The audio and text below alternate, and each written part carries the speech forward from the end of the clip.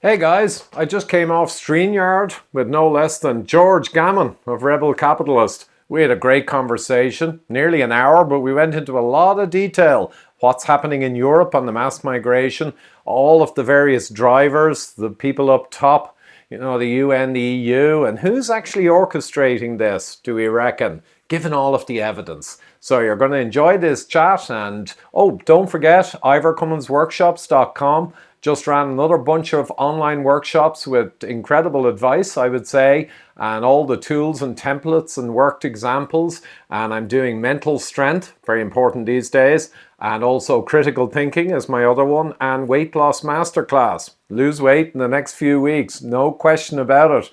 And you can get all of those at ivorcumminsworkshops.com. You'll notice now that the new dates are set for April for the further sessions, the next round of these workshops. And I'll be adding more, and the feedback is incredibly positive. So delighted with that. Consider jumping on board. And now, here's me and George, clearing up all the controversies and answering all the questions. Hello, fellow Rebel Capitals. Hope you're well. I am here with my good buddy Ivor Cummins, and we've got a lot to talk about. We get focused here on this channel as to what's happening in the United States, but there's a lot going on that we need to be aware of in Europe. So, Ivor, thanks for coming back, buddy. Great to be here, George. Thank you. Tell me what's going on with immigration in Europe. We know here in the United States, we've got the problem south of the border. Trump is addressing that, but it's a little different in Europe, and especially in Ireland. I know that this is kind of blowing up in a very hot topic to the point where, if I'm not mistaken, Conor McGregor is now running for president after he met with Trump. Maybe Trump gave him the idea the other day. Yeah, well, there were mumblings before about running for president several months back, and of course, the establishment in Ireland had a hissy fit or a panic attack about that. But and they all came out and said, "Oh, no way!" But they have ways to block him, because you need kind of submissions from various parts of society to even go ahead to be president, including academia and some political bodies. So go figure, like he's going to be up against it. But it was fascinating to see him with Trump, and he was given that ear. And I think Elon sent it out. There were 60 or 70 million views of the clip of him giving the oration or the rant, McGregor, that is. So there's this massive exposure embarrassing the Irish establishment. Now, just the background, we have an immigration or mass migration catastrophe. And I don't like using the word unfairly. It's a catastrophe. So when McGregor said the 40 million Americans who like to go to Ireland, you can forget about it in a few years if this goes on. We've gone from 8% foreign born to, I think, 25% over the last decade or so. And the last few years is adding a huge amount of it. And there's a relentless torrent coming in.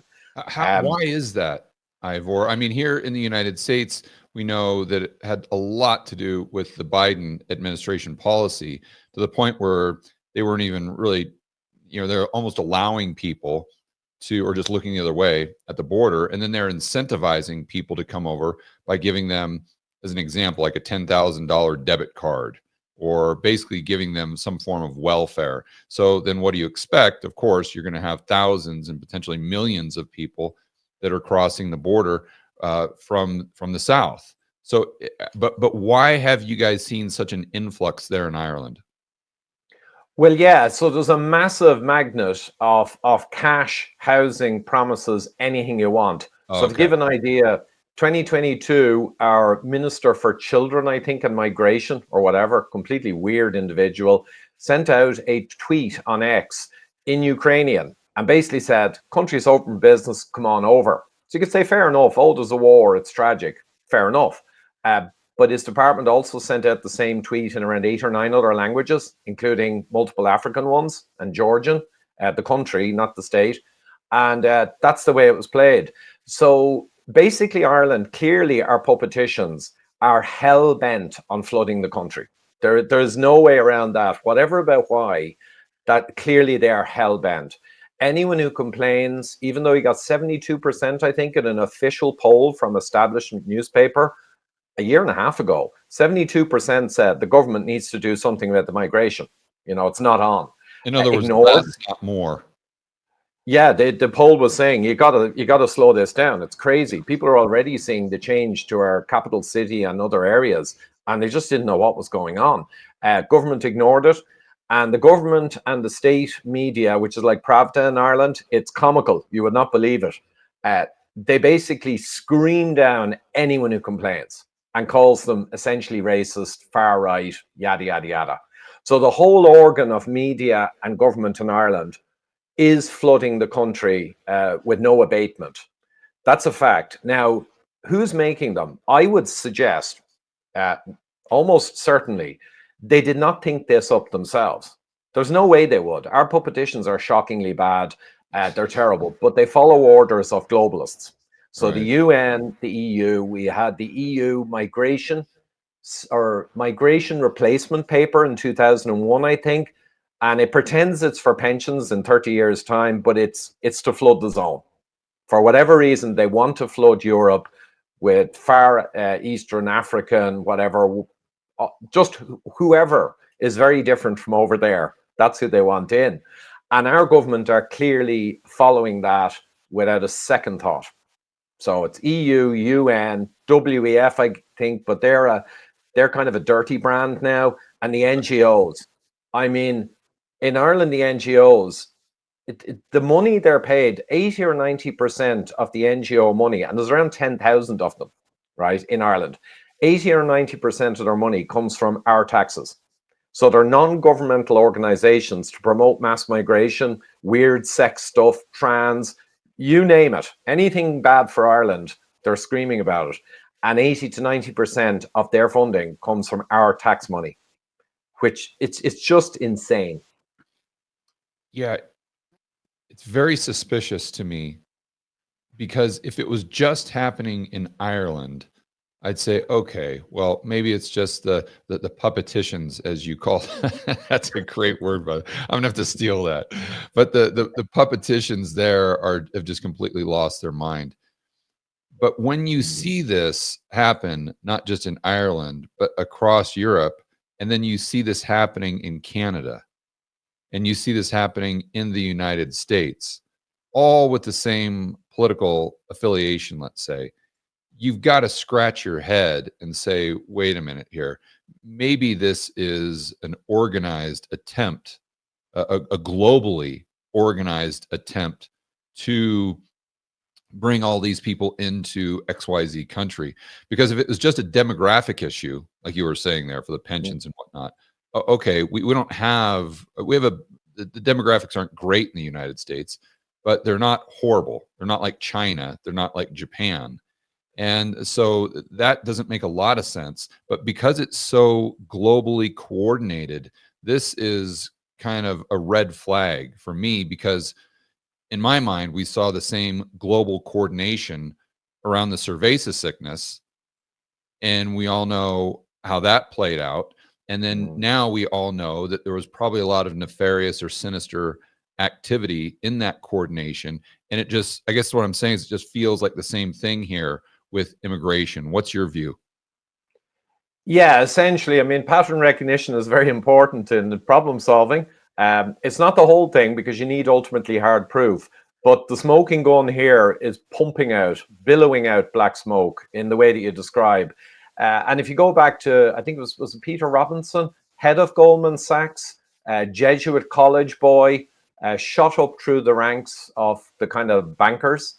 And then when he finished with Goldman Sachs, which obviously everyone knows about Goldman Sachs and how bad it is, he immediately became kind of mass migration envoy, I think, for the United Nations. This back around 2000, mid-2000s. By 2009, he had a famous speech, and he was basically saying explicitly, we have to break down and crush this idea of nationality and sovereignty for all the European nations. We've got to break it down in the context of flooding the zone. So he said it, right? He was brought to the UK because he was pressing the UK as well. And in an inquiry in the House of Lords or something, I forget which house, he basically spoke up even more. And he even said, you know, this whole thing we're wedded to about bringing over skilled people from the third world or whatever, we got to get over that. We got to break that down. Got to bring in whoever. So, I mean, he said it, and he was the head. He's Irish, and he was the head of the UN mass migration, if you will, kind of division. So there's no question it's orchestrated. Now, we can't see inside their little heads. We can't see inside the heads in Bilderberg, right? Because that's hidden. And we can't see inside the private meetings of the ultra elite oligarchical structure. We can guess at what's driving them. I interviewed Michael Yon in Argentina last November, and he was talking about genocide in Ireland that he saw from all his analysis, crosshairs on Ireland.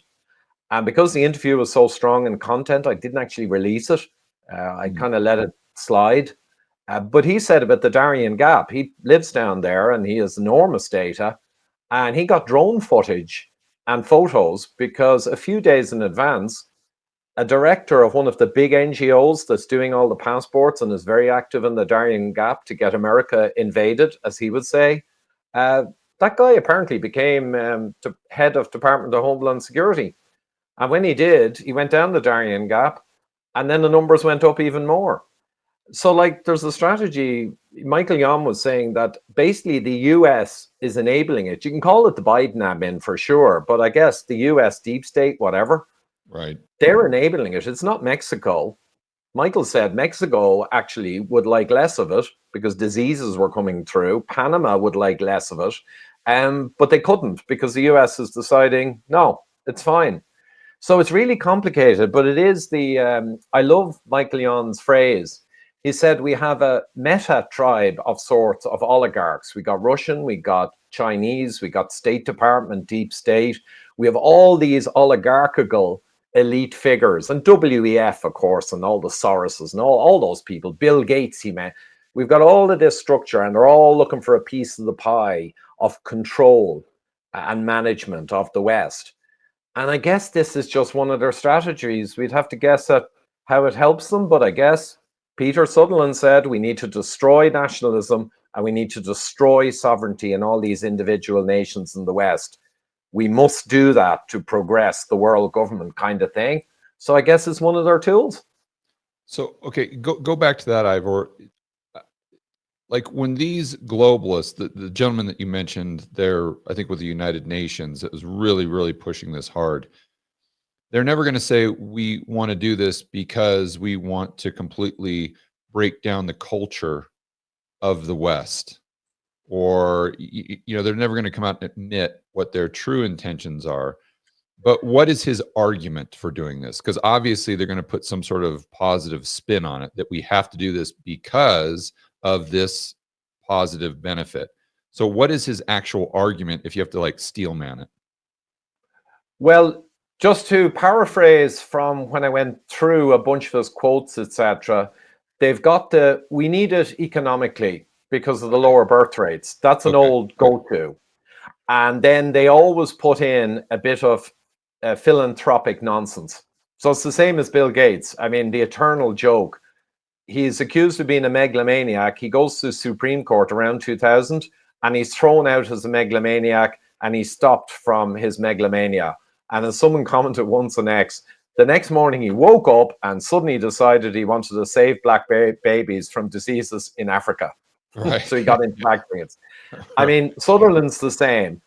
A porcine, fat, ultra-rich fat cat.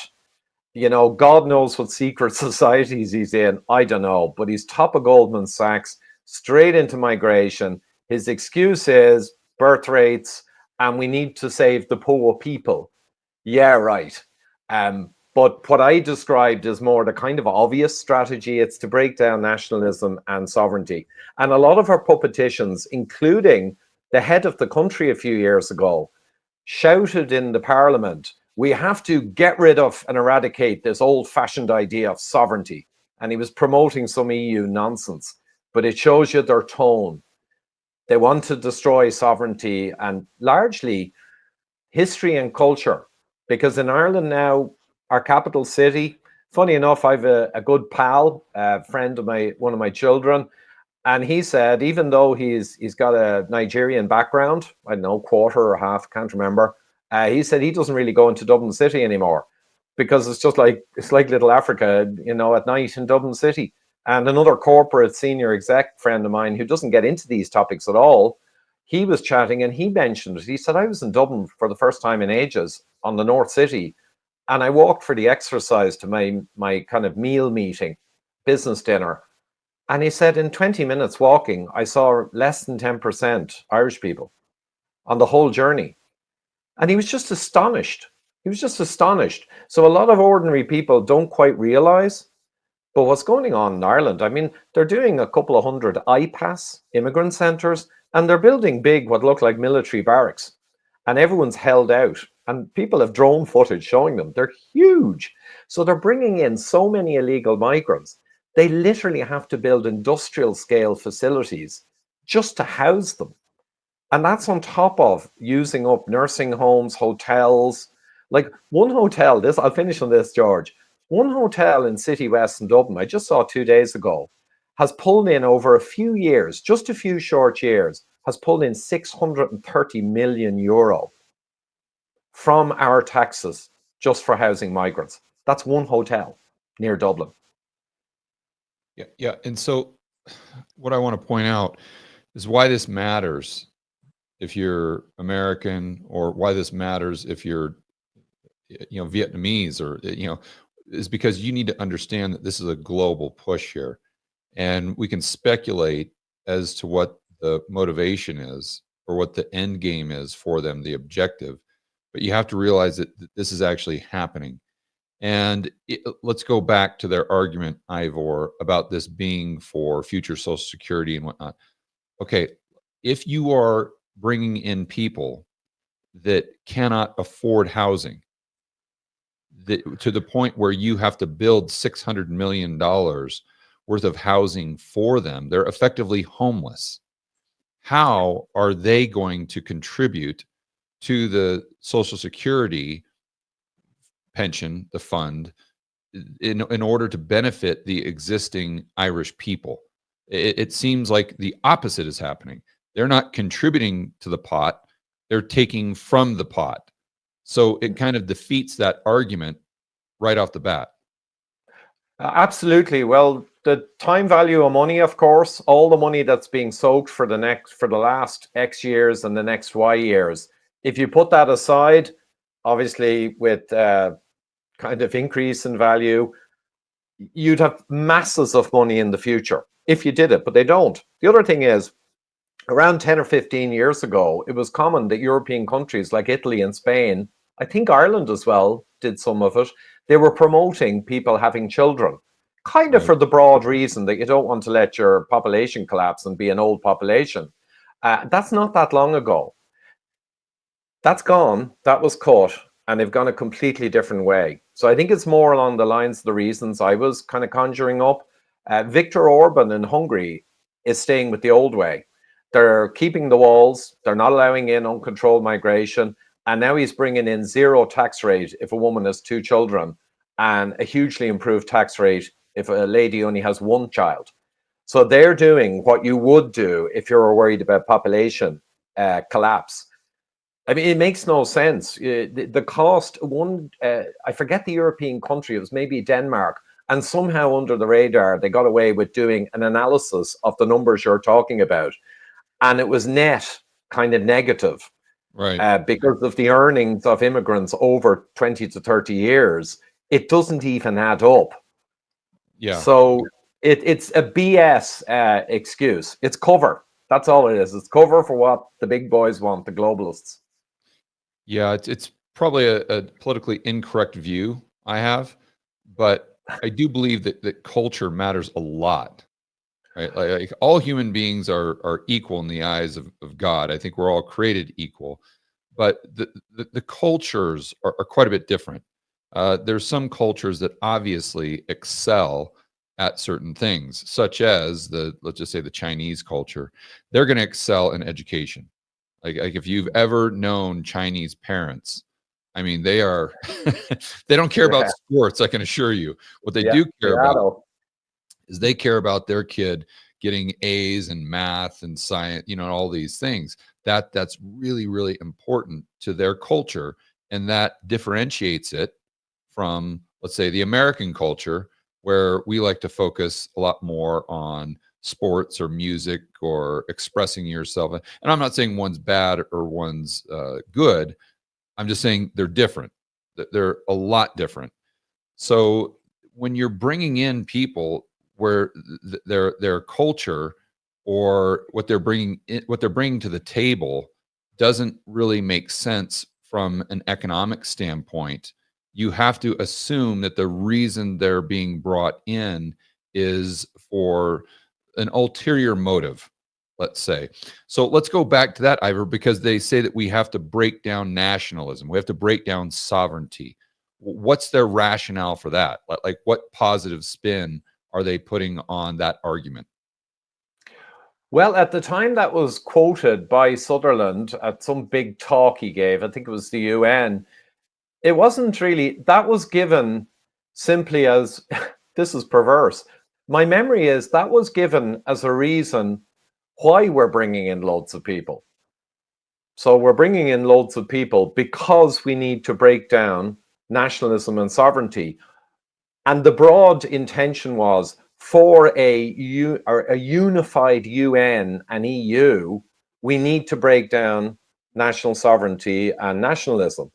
It was just a broad, a lot of them use these word salads and they're dog whistling right to the other guys in the audience. Which is another red flag, by the way. Yeah. And the hypocrisy is a fascinating one, that a huge amount of the heads of the snake, if you will, are in Switzerland. But Switzerland is vastly more immune to this than any of the countries around it. And they've always been neutral in the wars. And they protect their beef and their farm produce. And all the other countries, you heard about Holland and Ireland, it's dreadful. All the other countries, their agriculture and self-sustaining local good foods and the nutritious meats we all need critically, all the countries are getting smashed with net zero nonsense, and the farmers are attacked, the war on farmers. But Switzerland, it's kind of remarkably unaffected. So that's another thing to watch for, is hypocrisy. It's kind of multiculturalism for thee, but not for me. There's an element of that with the Swiss thing. So it's basically, they have decided, I guess, at its simplest, and as Michael Yon said, a kind of meta group of oligarchical structures, frenemies, some outright enemies, but they're all together on this. That's the way it is. But they've decided a messed up, smashed up, culturally weak, historically unaware consumer blob in the West is what we want. It's better for us. And I guess it is much easier to manage because you have no opposition when you just got a blob and everyone's got their head in their phone and they lose their sense of history and culture, etc. It makes sense to me, actually. I'd probably do it if I wanted to rule over a global government in the West. Of course you would. Well, one quick thing is really important, George, and I say this in every interview, I nearly forgot. When I was young, the Vietnamese boat people came to Ireland, again, based on wars from America. But anyway, and totally welcomed. We had a couple in our school. No question of racism, not in the slightest. And they opened often like kind of food stores or little restaurants, takeaway shops. Like in London, all the Indian kind of colonial people came in the 50s, 60s, and it was all fine. But were they given welfare? No, they tended not to be. I mean, they were helped out, and people allowed them stay in their houses, and there was an element of helping out. But it was a real war. It was tragic. It government orchestrated welfare for that. See, this is my point. This is my point, and I'm all in favor of immigration. Absolutely. But if you're going to say, okay, there's some people that can't come in, and there's some people that can come in, you've got to allow the people that are going to produce, the people that are going to be a net benefit to society. And a lot of times that's a kind of a self-weeding out process, because if you don't have the welfare component of it, then think about who you're attracting. You're attracting people that want to produce. You're attracting people that can and are confident that they can produce more than they consume, right? But if you add that welfare component in it, now you're attracting the opposite type of people. And I think the ultimate would be just get rid of welfare. If you get rid of welfare, then you're going to have that self-selection process. And the people that are coming in are most likely going to be the people that you want to come in. But if you're going to put up those borders, if you're going to have welfare for the local people, you've got to have that discretion in who you have come in, and you want the people that are likely to produce the most. And that's what I'm getting at here. Where this becomes very weird is they're actually doing the complete opposite of that, which leads you to the conclusion, or at least a possibility, is they're trying to disrupt society. They're trying to create social unrest. They're trying to dismantle the local culture, and they're trying to dismantle Western civilization. And I think they're trying to do that as a strategy to usurp power and control. Absolutely, George. I mean, perfectly put, and similar in America. And add on top of that the voting, because when they bring in these people, exactly as you describe, they're highly biased towards people with no particular potential, and they flood them with welfare. So if you got rid of the welfare, it'd fix it. But there's no way they'll get rid of the welfare. In fact, there was a story only yesterday, actually hit mainstream, where it came up in Irish Parliament, and a refugee, I shouldn't say refugee, it's an invasion of migrants. It's not refugees in the main, but a migrant was getting his car bills paid for, servicing his car, like a couple of thousand. And apparently this is widespread. No Irish get that.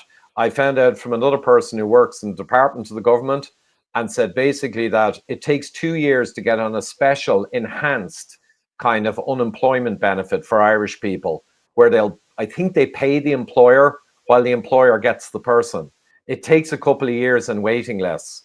Migrants apparently are getting it pronto. So the whole welfare system is turned like an enormous fire hose to grow the migrant problem. There's no question about it. And you have to let's go back to the Vietnamese people. Like these are entrepreneurs coming basically in. These are people that are very self-sufficient, incredibly self-sufficient and ambitious. So who are they most likely going to vote for? You see what I'm saying? Are they going to vote for bigger government, or you think they're going to vote for smaller government? Exactly. I mean, that's what you got to ask. Let me tell you a quick story, Ivor. I think you'll get a kick out of it. And a lot of Americans, I know they understand the degree to which this is a problem, or it was a problem with Biden at the southern border. We had the Venezuelan gangs coming out. We literally just had there's a lot of great people coming over, I'm sure, but you also had the bottom of the barrel from all these, South American, Central American countries and Africa. And, they're all coming in through the Darien Gap, to your earlier point. But I think Americans assume that, yes, we're letting these people in. It's a big problem, Biden, but we're also letting in the greatest people in the world that want to come and contribute to society, to contribute to the economy. And this is where Americans, I think, are completely in the dark. As an example, I was just in St. Bart's, and my good friend Hugh Hendry is out there. And he's got a gal that's his villa manager. So in St. Bart's, you got all these giant mansions, that overlook the Caribbean, and it's like a full-time job just taking care of this thing. So the gal that is his villa manager is a gal named Goldie. Now Goldie is from the UK. She's I believe she's from some area around London. She's just the most courteous, intelligent, ambitious person you could possibly find at the ripe old age of 22 or 23, right? And I've seen her work for Hugh, and Hugh's very difficult to work for, by the way. He'd be the first person to admit it. And she handles it no problem. I mean, no problem. She does her job. She goes way above and beyond. I mean, she is the absolute perfect employee, someone that's almost impossible to find. And for the entrepreneurs out there, they know exactly what I'm talking about. I mean, she is her high degree of integrity, I mean, she's got an A+ character. She is someone that you definitely want to come into your country, right? Not only that, and here's the kicker, her dad is a billionaire. No joke. Her dad is a billionaire.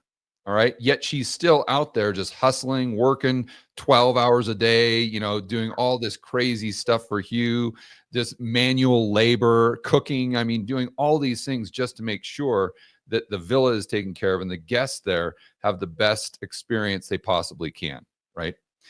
So she was telling me the other day that she's been trying to get a visa just to go to the United States and hang out there for like 3 years. And she can't do it. Not possible, Ivor. Completely impossible. So you've got Goldie, the United States, is sitting there giving her the Heisman. Like, no, we don't want you here. But yet we've got the Venezuelan gang members, and we're not only allowing them to come in, when they get here, we're giving them a $10,000 ATM card and putting them up at a 4-star hotel in New York City. Yeah. If that doesn't raise your suspicions, I don't know what will. Yeah. And I could tell you 20 stories of young people that I know that are just like Goldie that cannot get into the United States. That is not a one-off. Yeah. That it's completely insane. And I think it just speaks again. It's like all roads lead to Rome. It just goes back and speaks again to what we were saying. It ain't nothing to do with what they're saying. It's clearly to break down and make some kind of a blob and then run it and manage it more easily. And of course, the votes. And maybe they want a bit of economic mess as well against the middle and lower class, like COVID was. But, I saw last year, we exceeded the mega peak year of migration of the Celtic tiger back in the early 2000s. And there was a massive amount of people coming in and no one complained. Well, why not? Well, they were Polish, they were coming from Eastern Europe, they were coming from all over the place. They were all working like hell when they got here. As soon as they hit the ground, I had Eli, a plasterer from Romania. I had a couple of bricklayers doing a job for me from Poland. I know 2 or 3 people, just myself. I know people in close circle who got married to Polish women or men. All of it was migration of the old style, And indeed, we had Filipino nurses coming over, I think quite large amounts in that time. Same thing. They were working, doing 10-hour shifts. Yeah, they didn't need $600 million worth of taxpayer funding to put a roof over their head. For one hotel in Ireland out of myriad. That 600 million is just one hotel. But yeah, absolutely. You're talking billions and billions and billions. So that's what happened. That was normal migration. The Vietnamese boat people was normal migration. And there was other stuff as well. This is totally, people need to understand this one clear point. And you did say it. We'll say it finally. This is antithetical, as they say. This is the opposite. This is chalk and cheese, apples and oranges. What's happening in Ireland the last few years, and America, as you mentioned, it is the exact opposite of migration as we always understood it. And I agree with Michael Yon. It's an invasion run by very sinister, higher up, bureaucratic bodies and worse. That's it. That's the bottom line. But how does this proceed? Because, and this is just a guess, I'm sure you would know this a lot better than I would. But my guess is if the Irish people voted on this, we used actual democracy, right? They would vote to at least curtail this, or at least to go back to the, let's say, smarter forms of or more productive forms of immigration. I'm guessing what, 60, 70, 80, maybe 85% of Irish people would probably vote that way. So how the hell are the puppeticians getting away with this when the vast majority of Irish are probably opposed to this? Yeah, no, that's the thing. I think the poll essentially on that question was, it could be 2 years ago now, and it's vastly worse than it was then. That was over 70% the government needed to tackle the migration thing 2 years ago. Right. And now it's gone up the wazoo. They're not doing polls anymore. I think that's the strategy. Don't do a poll. anymore because they got a shock last time. I think it's like in corporate, when I reported to a director of development many years ago, I was a manager in corporate structure. And when the VPs and the top table brought in a really nasty new thing for the employees, like once we brought in pay cuts, even though the company was still making a ton of money, we brought in voluntary pay cuts, and all of us managers had to try and convince the employees to take them. It was nuts. But the thing was, they didn't really care. If they wanted something, they pushed it in remorselessly. And one of our senior directors had a famous phrase, guys, it's not an effing democracy. This is what's coming down from the top. It's not an effing democracy. That's how our politicians are behaving right now. It's not an effing democracy. Office, Ivor. Hmm? When, if they're pushing these policies that are so unpopular, when do the people just say, no, we're not voting for you anymore? We're voting for someone else. Like there's no one else. There's no Trump. There's no Trump. I mean, we've got the two main parties for the last 80 years or whatever, Fine Gael and Fianna Fáil. We've got the Republican Party, that was the party of the nationalists up the north. They're completely pro-lockdown, pro-pharma, pro-vaccine zealots, pro-immigration. They want more immigration. So the alternative is worse, and the two main parties are sharing government, and it literally doesn't matter who you vote for. Wow. I know that's a cliche, but it literally doesn't matter. Only people, noise, and pushback will make these politicians begin to do something. And the problem is the politicians and the state media and all the media scream when someone complains about this scenario we're talking about. That's happening. They screech. They're so quick to say racist, far right. They'll say anti-Semitic if they can find any excuse. They will use any slur they can, any weapon they can. They'd throw it all out. Fill up the shotgun, 200 balls, number 6 cartridge of pure slur, and they fire at will. And McGregor now has gone and got 70 or 80 million views, highlighting how they're all scumbags and they're liars, and Ireland's at huge peril. It's interesting times. Good for him. I mean, way to use his platform. Obviously, he's one of the most popular. I mean, I'm a big MMA fan, so he's the most popular Irishman I know of, currently. But I would assume that he's. Well, I guess you got Bono. He's pretty popular too. But ultra globalist. I mean, Bono was a globalist pig long before we had any. But McGregor, by the way, one quick thing.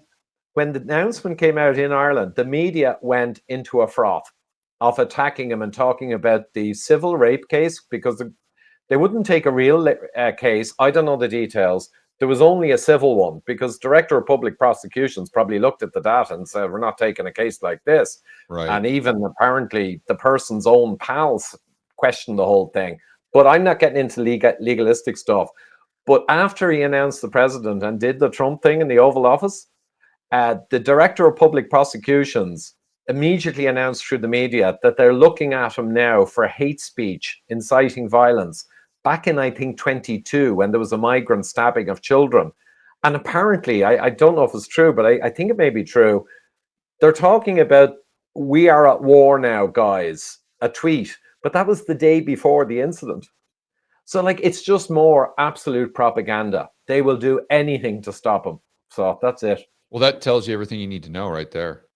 Yeah. I mean, it really does. It's just like Russell Brand. I mean, that comes to mind. I mean, Trump himself, when he first was elected, it was the whole, I'm not saying that what he did was right or wrong, or if it was proven or disproven, but that's what they do. When they find someone that threatens them, then they attack them with everything that they have. And the fact that Conor McGregor is a threat, that tells you what their motivation is, right? That tells you that their objectives, their incentives probably aren't exactly what they're stating. And understatement, but yes. So how do you think this plays out? Because, and I want to focus on Ireland because you're right there in the thick of things. obviously where you live, but it is a bit of a proxy for what is happening throughout Europe. And I do think it's fascinating that what you're saying there with Switzerland is they don't have this immigration problem. Is that correct? Yeah, now a few people when I said that, said, oh, we have loads of them down where I am, blah, blah, blah. But apparently it takes 15 years before you can get citizenship in Switzerland, and it's very controlled. So they bring in low-cost workers, but they don't get jack. And it's 15 years there before, if you're outside EU or whatever person, before you can even apply. That's my understanding. So it's chalk and cheese. In Ireland, if you literally fall out of the back of a container truck because you came across the Irish Sea, when you hit the ground in a pile, you're basically not only a citizen, but the government tell you, by the way, you can vote now and vote for us because we're going to give you all this money. That's the difference in Switzerland. So that's another thing that should be or raise suspicion, to say the least, is that all the people, and let's remember, where's the World Economic Forum? That would be Switzerland, right? Where is Davos? That would be Switzerland. So Bilderberger in this protected country, let's be honest, of all white people, of all rich white people, and then they're sitting there pointing fingers, everyone else saying, oh, you got to take this group and you got to take that group, but we want to protect our culture here. And the hypocrisy, I think, just screams kind of sinister intentions as well. But anyway, getting back to Ireland here, because again, I think this is kind of a proxy for what's happening throughout Europe. How do you see this ending? It's a tricky one. I mean, I was in the Mavericks conference in, I think it was El Salvador, and first time I met Michael Yon, or no, it was actually Buenos Aires. And he said how he felt from all of his analysis, and he's a hard-hitting guy, super smart, war correspondent, Green Beret. This is not your average dude, incredibly knowledgeable. And he gave his talk, and in the middle of it, he said, I think from looking at all the traces and all the vectors across the world, he analyzes the whole world of what's happening. He said, I think Ireland is marked for genocide. And everyone turned around and looked at me because I was the only Irish guy in the room. And I kind of laughed, and I kind of went like this. And it was a bit of humor. But then he said, Ivor, well, he said, you tell them what you think. And I was thinking kind of, well, I haven't thought about this. But I did say, on caught on the hop, George, you know what that's like. I said, well, look, I'm looking at Ireland, and it's definitely got a focus. I used to say 8-9 years ago, Ireland is literally the bitch of big pharma, right? We're just a vassal state for big corporate, big pharma. And it's insane. Our politicians run around on their knees after big pharma. And we're an access English speaking into Europe, especially now the UK has gone Brexit. So I've seen us as a butt puppet for a long time. So I was kind of thinking that Ireland now is just performing the same role of a prototyping facility. Yeah, like Australia with the cerveza sickness. Yeah.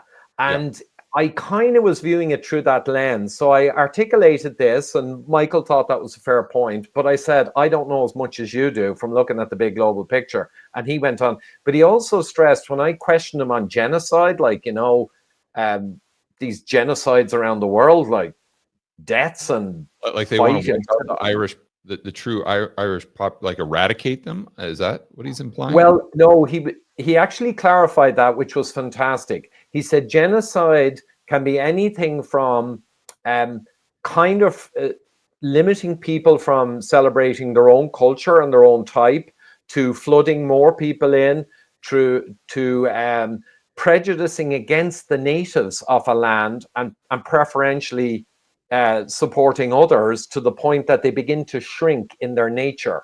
And all the way up to civil war, all the way up. So it's a continuum or a distribution. So that was a great clarification. He said, personally, I don't know how far it could go, but right now, he said, Ivor, you can see it. Your culture, history, traditions are falling apart at a shocking rate.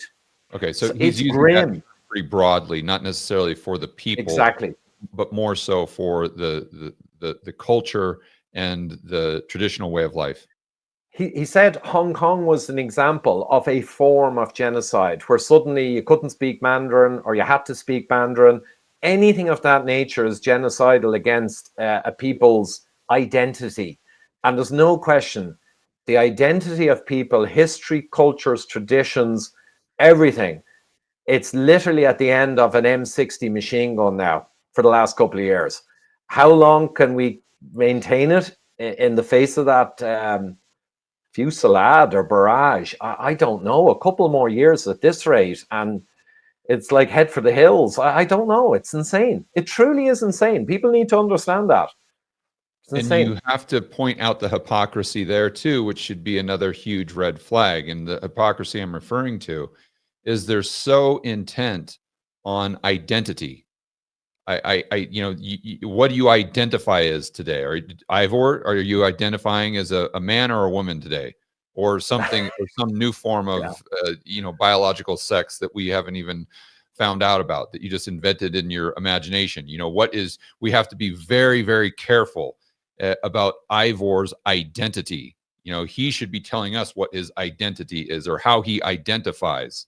But yet, for some reason, if you identify as an Irish citizen or someone who favors the culture of Ireland, well, then that doesn't count. And we're actually against that. So why is this identity so important? And this identity, not only unimportant, but something that we should dispose of? And that's the kernel. And the answer is, I believe it's quite simple. I know we're touching around it. It's all BS. Everything they say about these things is BS. It's a tops-down strategy. We won't get into exactly why they're doing it, but clearly the destruction of our nationalism, of our sovereignty, and the destruction of all the nation's identity. You're absolutely right. The destruction of all the identities is important to them.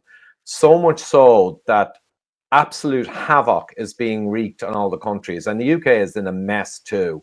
And one last thing, you'll probably want to wrap up. So another thing I'm glad I didn't forget to mention.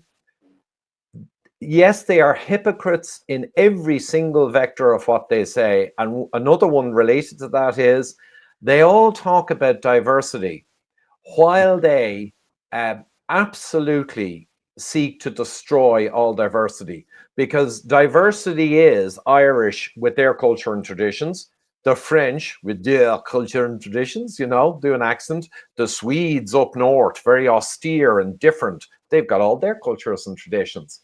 I could go on. If you've got Europe and UK and all these countries, you have preserved diversity in its essence. You can go and see diverse peoples and learn and enjoy them and come home and tell people. They are destroying all diversity in Europe and beyond. That's right. What they're doing. Well, they want diversity as long as it doesn't include white, straight Christian males. Exactly. Yeah, or women, or actually that definition I was going to say, but that's a very race-related one, but that actually is it. It's a fair heuristic or whatever. Because, yeah, that's the only exception. Actually, you're right. That's the only exception to this. I think, just ending on a positive note, Ivor, yeah. I think the way to push back is probably just like another Canadian trucker type rally, but instead of rallying against the mandates, you're rallying against this immigration insanity and war, for lack of a better word, against the local culture and traditions. I think that's probably what it's going to take. But the good news is we know from the Canadian truckers that is very effective. Yes, it is. Now, I think we're a ways away from that because the Irish, there's the fighting Irish, but people don't understand that was a minority of Irish people. And it was a lot of the people who went to America way back and worked like dogs and slaves, worked really hard, drank hard, played hard, tough people. But the population of Ireland now is soft as shite, as I would say. And we don't have that. But it is rising, people beginning to get really, really angry. I think it's like a mass formation Professor Matthias Desmet described. the people in Ireland, even though they'll vote 75% to do something, and there's always 25% of utter crazy Marxist lunatics in any Western society. So we're effectively voting 100% of rational, sane people. Even though 75% was vote, not nearly that percentage will have a grasp of what we're talking about. They just won't understand it. They'll think, well, it's kind of trying to help refugees, and they'll have all different stories in their head injected into their little peanut skulls by the corrupt media. It's confusing to most people, but we have a minority of people waking up and really seeing it for what it is. And God, may that spread. That's what we depend on. Yeah, I'm still pretty optimistic because I thought that about the Canadian people. I've been to Canada a lot. And Canadians are fantastic, very laid back, some of the nicest people I've ever met as far as the overall society. But yet they, got to a point where they had had enough. And when they got to that point, they showed their true colors and stood up for themselves and stood up for freedom and liberty and their culture. And they stood up for real democracy. And they stood up for what they believed in. And so I'm still hopeful that the Irish and everyone in Europe and everyone around the world that's facing this will do the same thing. Excellent. No, I agree. I think it's all to play for, but it's pitched now. I mean, it's not to be taken for granted that the people will rise. America is kind of a vanguard. I know America is terribly split with all the madness, Trump derangement syndrome, but it's even more all to play for, especially with the current regime in. We've ways to go in Europe and the UK. But if the people don't, they're going to lose everything. And I mean everything, because your identity, your history, your culture, and all of that, I mean, it's huge. So the people are going to have to, or it'll all be taken away. They'll just be mice or hamsters in a wheel. That's all. Yeah. Ivor, how can people find out more about what you do? And what's the name of the YouTube channel? Oh, YouTube, I think it's Ivor Cummins Science. But if you search my name, Ivor Cummins, you'll actually get the Facebook, the Twitter, and the YouTube. Okay. So long may that last. But currently you can get it all. Okay. Until he starts shadow banning you. All right. Ivor, always awesome to talk, buddy. Can't wait to do it again. Great stuff. Thank you, George. Well, that'll do it, folks. I think we got to the heart of the matter there. And as mentioned, ivorcumminsworkshops.com. We got mental strength. We got weight loss masterclass. And we got all the critical thinking tools. So 3 different workshops. You'll go away with templates. We'll do worked examples. We'll cover every important nuance of those 3 different topics for self-improvement straight away after you leave the workshop. And the next sessions are in April, the 10th, 17th, and 24th. You'll see on the website, ivorcumminsworkshops.com. We're getting great crews in. We're getting fantastic feedback. And I'm improving and enhancing all the time the content. So ivorcumminsworkshops.com, jump on board and you will walk away with great value for money. Trust me on that.